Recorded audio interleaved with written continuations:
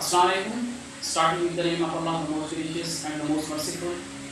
My name is Atif Nawaz. I welcome you all on my YouTube channel, English Literature and Mathematics Experts. In today's video, we are going to discuss the most celebrated poem written by Alfred Lord Tennyson, namely Ulysses. पहले इस point को समझने के लिए हमें इस points का Ulysses के ओरिजिन के बारे में जानना होगा कि यूलिसिस है कौन, ट्रोजन वॉर क्या है, ट्रोजन वॉर और यूलिसिस से क्या रिलेशंस है, ये सब जो बातें हैं हम इस वीडियो में डिस्कस करेंगे। नेक्स्ट वीडियो में हम इसकी एक्सप्लेनेशन के बारे में बात करेंगे। One more request to you people, if you people are watching this video from exam point of view, then I request you to please point out जो points मैं आपके साथ शेयर कर रहा हूँ, कौन सी फॉर्म में लिखी गई है, स्टैंजा फॉर्म कौन सा है, सेटिंग कौन सी है, कितने स्टैंजास हैं, कौन सी राइम स्कीम यूज़ की गई है, कौन सा मीटर यूज़ किया गया है, ये सब चीज़ें मैं आपके साथ शेयर करने जा रहा हूँ। तो आप ये जो पॉइंट्स हैं ये पॉइंट्स आप नोट करते जाएँ। ये जो पॉइंट थी ये 1833 में लिखी गई और पब्लिश हुई 1842 in the second volume of poetry. Stanza form की बात करें तो स्टैंजा फॉर्म जो है ये ब्लैंक वर्स में लिखी गई है। Blank verse here mean that unrhyme या राइम स्कीम इसमें कोई भी यूज नहीं की गई। आयाम्बिक पेंटामीटर मीटर जो है यूज किया गया है वो आयाम्बिक पेंटामीटर यूज किया गया है। सेकंड इस पॉइंट की जो है वो इथाका में है। ये पॉइंट जो है 3 स्टैंजा पर मुश्तमिल है और 3 स्टैंजा बहुत लेंथी स्टैंजा है। यहाँ पर कोई अनराइम आयाम्बिक पेंटामीटर में लिखी गई है और इसके स्टैंजा जो है वो बहुत ही ज़्यादा लेंथी है।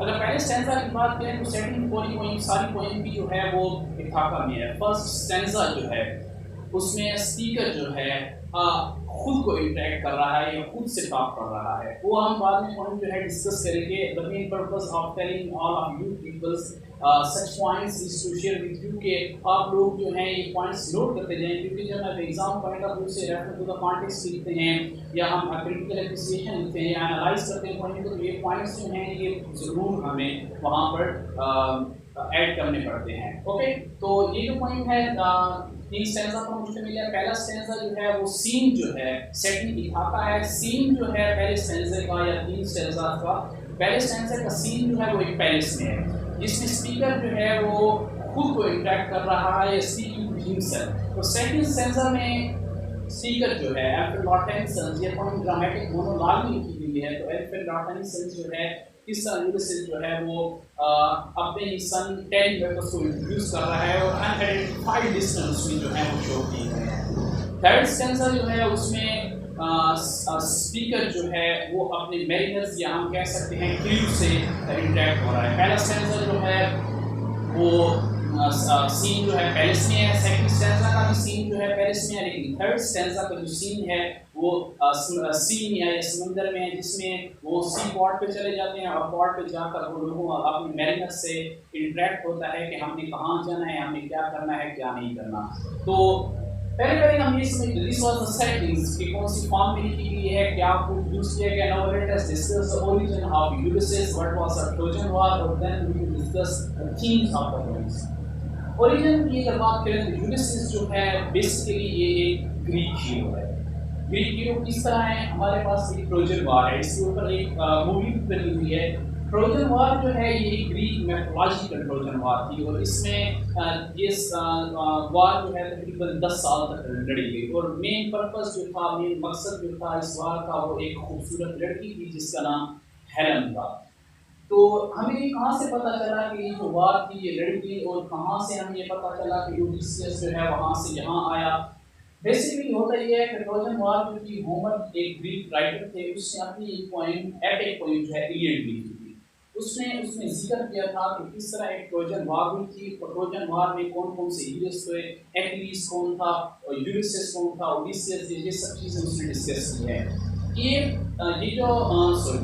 ये जो पॉइंट थी ये एक एपिक पॉइंट थी और इसमें इसने 10 साल जो है ट्रोजन वॉर के बारे में लिखा है कि किस तरह 10 साल तक ये जो वॉर थी ये स्टार्ट हुई। ये जो वॉर थी ये ग्रीक्स और ट्रोजन्स के दरमियान में शुरू हुई। जैसे मैंने आपको बताया कि जो इसका मकसद था, जो इसकी मेन कास्ट थी वो एक खूबसूरत लड़की थी जिसका नाम हेलन था। वो मूवी बनी हुई है, अगर आप लोग एक मूवी पढ़ रहे हैं तो मूवी देख के आपको सही समझ आ जाएगी। या इस पॉइंट जो है होमर्स की इलियड की और ओडिसियस की समरी पढ़ रहे हैं ताकि आपको समझ आ जाए कि ओडिसियस या यूलिसिस था और इलियड जो है इसमें क्या क्या होता है। तो ट्रोजन वार में यहाँ पे हमारे पास ये जिक्र आता है, एक पॉइंट है। तो ये जो 10 साल है इसमें इलियड में होमर ने अपनी पॉइंट इलियड में मेंशन किए हैं, यहाँ पे डिटेल से बताया है। उसमें सेकंड पॉइंट जो थी उसकी ओडिसियस थी। ओडिसियस और यूलियस जो है सेम है। सेकंड जो 10 साल हैं, 10 साल जो है वो जब वार जीत जाते हैं, जब जंग जीत जाते हैं ट्रोजन से, तो ये वापस आ रहे होते हैं। और इसमें ओडिसियस में होमर ने ये जो 10 साल का सफ़र है उसने ये बताया है, या वो जिसे हम कह सकते हैं पहली जहाज का सफ़र होगा मे भी, तो उसने ये बताया है कि किस तरह जो है जब यूलियस या ओडिसियस का वार जीत कर वापस आ रहा था तो उसकी लाइफ में कौन कौन सी जो डिफिकल्टीज जो फेस आई।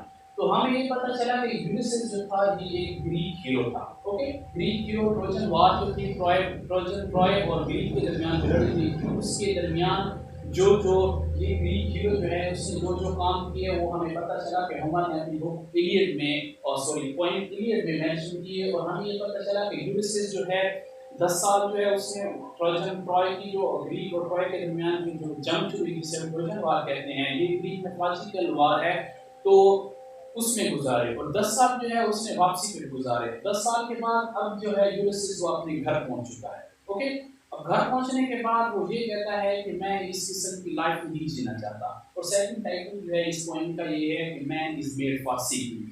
कल हम इंशाल्लाह इस पेन की जो समरी है या से समरी जो ये होगी, समरी में डिटेल से नहीं करूँगा क्योंकि वीडियो लेंथी हो जाती है, तो इसके ऊपर एक्सप्लेनेशन करेंगे और फिर उसके बाद आपको समझ आएगी कि क्या क्या असल में हुआ है।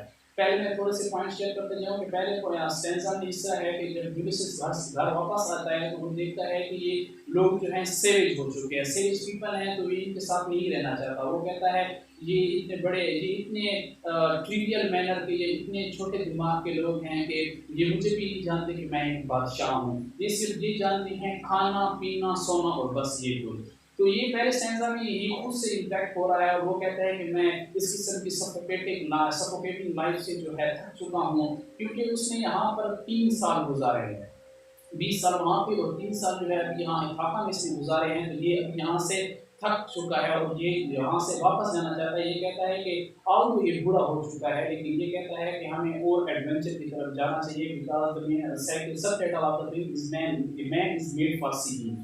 तो पहले स्टैंजा में वो इस किस्म की बातें शेयर करता है। सेकंड स्टैंजा में वो अपने एक उसका जो बेटा है टेलीमुस उसको इंट्रोड्यूस करता है। और सेकंड स्टैंजा में वो ये कहता है कि ये जो बादशाहत है मैं अपने बेटे को स्कूल कर रहा हूँ, स्कूल करने के बाद ये मेरा बेटा जो है ये मेच्योर टाइप का मतलब एक लड़का है और ये पीछे की जो सल्तनत है ये हमारे उसके ऊपर हुक्मरानी करेगा और मैं इस किस्म की ज़िंदगी नहीं जीना चाहता। तो मैं नेक्स्ट आगे की तरफ मैं जाना चाहता हूँ, मैं उस किस्म की ज़िंदगी एडवेंचरस टाइप जो लाइफ है उस किस्म की ज़िंदगी जो है वो जीना चाहता हूँ। चीज़ में आपको फर्दर पता चल जाएगा।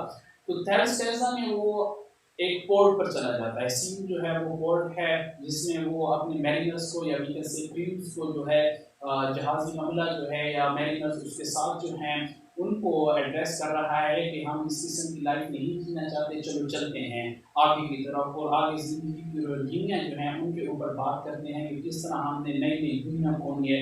फिर वो वहाँ पे हमारे पास ट्रोजन वार का जिक्र आ जाता है, फिर हमारे पास एक्लीस का जिक्र आ जाता है। एक्लीस कौन था, जब हम कोई एक्सप्लेनेशन स्टार्ट करेंगे तो उसमें हमें पता चलेगा कि कौन कौन सी जो क्वीन है, एक्लीस कौन था, ओडिसियस कौन था। तो इस किस्म की थीम जो है इस पॉइंट के मोस्ट इम्पॉर्टेंट थीम जो है वो एक है fulfilment of life. As I earlier told you that man is made for seeing. एक एडवेंचरस टाइप का इंसान होता है। जब ये 3 साल इथाका में गुजारता है तो ये सफोकेटिंग फील करता है। वो कहता है कि इस किस्म की ज़िंदगी जो है ये किसी काम की नहीं है, ये लोग सिर्फ सोते हैं खाते हैं और फिर बस मर जाते हैं। इस किस्म की ज़िंदगी जो है वो उसने नहीं जीनी। तो वो कहता है कि यहाँ पे हमारे पास नॉलेज के बारे में भी रेफरेंस आता है कि उस टाइम की जो कॉलोनाइजेशन स्टार्ट हुई थी कि किस तरह कॉलोनाइजर थे और किस तरह ब्रिटिश जो था वो रूल कर रहा था लोगों के ऊपर, और किस तरह दो कौमें जो हैं या दो किस्म के लोग जो हैं उसमें बताए हैं। यहाँ पे हमारे पास यूलियस खुद है, वो एक अलग किस्म का इंसान है जो एडवेंचरस टाइप की लाइफ जो है वो जीना चाहता है। दूसरे नंबर पर हमारे पास टेलीमुस है जो सिर्फ वही कर रहकर लोगों के ऊपर रूल करना चाहता है। तो फुलफिलमेंट ऑफ लाइफ का ये मतलब है कि he was of the view that the life is accumulation of years. जिंदगी जो है सालों का ढेर है। ओके, अगर आपकी ज़िंदगी में कोई एक्शन नहीं है, अगर आपकी ज़िंदगी में कोई एडवेंचर्स नहीं है, तो ज़िंदगी सिर्फ सालों का ढेर है। Life piled on life. Okay, और फिर फर्स्ट स्टैंजा में ये कहता है I will bring life to the least, मैं ज़िंदगी को आखिरी कतरे तक पीना चाहता हूँ। तो फुलफिलमेंट ऑफ लाइफ का ये मतलब है कि ज़िंदगी जो है हमारी जो है ये एक फुलफिल्ड होनी चाहिए। ठीक हो गया, I will bring life to the leaf, life piled on life. वो कहता है कि अगर ज़िंदगी जीनी हो तो एक ज़िंदगी काफ़ी है, अगर बहुत सारी ज़िंदगी, अगर ज़िंदगी ना जीनी हो तो बहुत सारी ज़िंदगियाँ भी हैं, वो भी हमारे लिए नाकाफ़ी हैं। लाइफ पाइड ऑन लाइफ, ये थर्ड स्टैंजा ये मेंशन करता है। तो वो ये कहता है कि बगैर एक्शन की जो ज़िंदगी है ये सिर्फ एक सालों का ढेर है। ओके, अगर उस सालों के ढेर के सालों के ढेर में अगर आप जो है अपनी एक्शन वाली लाइफ जो है इंक्लूड नहीं करते तो ये जो लाइफ है ये यूजलेस है। क्योंकि फर्स्ट आंसर जो है यही से स्टार्ट होता है, it little profits that an idle king. वो कहता है it is useless to be a king. ठीक हो गया, बादशाह होना एक बेकार किस्म का शोभा है, या we can say something like that. तो जब पॉइंट की एक्सप्लेनेशन पढ़ेंगे तो उसमें हम फर्दर डिस्कस करेंगे। तो फुलफिलमेंट ऑफ लाइफ जो है वो ये कहता है कि हमें ज़िंदगी जो है जीनी चाहिए, हमें ज़िंदगी के एडवेंचर्स को देखना चाहिए। ज़िंदगी अगर जीनी है तो एक ही ज़िंदगी काफ़ी है, अगर नहीं जीनी ज़िंदगी तो बहुत सारी ज़िंदगी जो है वो भी हमारे लिए काफ़ी हैं। Second theme of the thing is death. वो कहता है डेथ जो है, डेथ कीप्स नो कैलेंडर। ठीक हो गया, मौत जो है वो हर हाल में आनी है। तो वो कहता है कि मौत जाए कहाँ भी आए। थर्ड स्टैंजा में वो कहता है कि अगर मौत आ भी जाएगी तो हम एटलीस्ट से मिलेंगे। ओके, हम एक हैप्पी आइलैंड पे जाकर मिलेंगे। हैप्पी आइलैंड का मतलब ये है कि ग्रीक का एक कॉन्सेप्ट है कि हेमंत में उसके लिए एक किस्म की उनके जो हीरोज हैं उनके लिए एक अलग मकाम है, एक अलग प्लेस है जहाँ पर वो रहते हैं। तो वो कहता है डेथ जो है अगर आनी है तो बिल्कुल आकर ही रहेगी। तो लास्ट स्टैंजा में यही कहता है कि अगर डेथ आएगी तो हम जो है हेमन में चले जाएंगे, वहाँ पे हम ग्रेट एक्रिस से मिलेंगे। एक्रिस जो था ये ट्रोजन वॉर का एक ग्रीक हीरो था। ओके, और ये जो है ट्रोजन वॉर में वहीं पर ये जो है कत्ल कर दिया गया था। इससे पेरिस ने कत्ल किया था। पेरिस जो है जिसने हेलन को किडनैप किया था, या हेलन को अपने साथ ट्रॉय में ले गया था, जिसकी वजह से जो है जंग स्टार्ट हुई थी। तो डेथ जो है वो कहते हैं डेथ कीप्स नो कैलेंडर। अगर डेथ आनी है तो वो आएगी, अगर आएगी तो हम कहाँ पर चले जाएंगे। नेक्स्ट है ओल्ड एज। वो कहता है ओल्ड एज जो है ये एक किस्म की ऑनर्ड है। इस एज में आपको रिस्पेक्ट मिलती है, इस एज में आप जो है ब्लेस्ड हो जाते हैं, समथिंग लाइक दैट। कि फिर वो जब हम जो है एक्सप्लेनेशन जब स्टार्ट करेंगे इस फिल्म की, तो फिर इसके बाद हमारे पास ओल्ड एज के जो थीम है ये बिल्कुल हमारे पास अपीयर हो जाएगा। ओके, आई होप आपको समझ आई होगी। That is all. कि ये इसकी जो रीड समझी थी, ये कब पॉइंट, ये सेटिंग कहाँ है, इसकी ड्रामेटिक मोनोलॉग मिलती है, या सेंस ऑफ फॉर्म कौन सी है, तीन सेंस ऑफ स्टोरी है, सीन कहाँ पास हुई है, कोई बात कौन सी है, उम्र पीरियड कौन सी है, कौन सी कोई यूनिवर्सिटी कौन सी है, थीम कौन सी हैं। ओके, तो आज की जो वीडियो है यहाँ पे मैं एंड करना चाहूँगा। नेक्स्ट वीडियो में हम इसकी एक्सप्लेनेशन जो है वो डिटेल के साथ स्टार्ट करेंगे।